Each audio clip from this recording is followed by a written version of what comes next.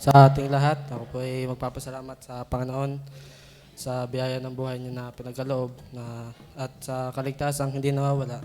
At minsan po sa pagka ako'y nagbubulay ng aking sarili na papaisip ko na ako nga ba talaga iligtas kasi pagka halimbawang kasama mo yung mundo, parang nadadala ka. Pero ang sabi nga ay yung tumingin lagi sa Panginoon pagka ikaw ay magpupuri. At ako rin ay nagpapasalamat po sa Panginoon na hanggang ngayon po ay nakapagpatuloy sa kanyang biyaya.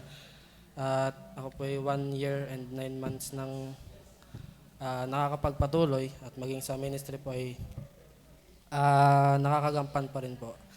At ako rin po ay nagpapasalamat sa Panginoon sa kanyang pag-iingat sa pagpasok namin sa school. At nung Biyernes man po ay kamuntik-muntikan na, ay andun ko pa rin po nakita yung pag-iingat sa amin ng Panginoon. At maging sa school po, biyaya naman po ng Panginoon ay siguro ba, kaya pa naman yata.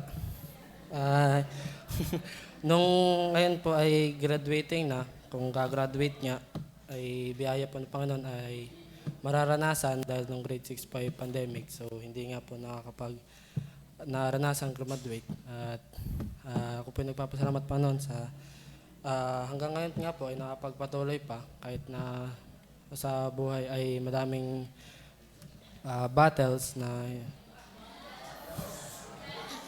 yung English, yung nga po na kinakaya pang na kumbaga nakakayanan pang humarap sa Panginoon. At yun na po, maraming salamat po.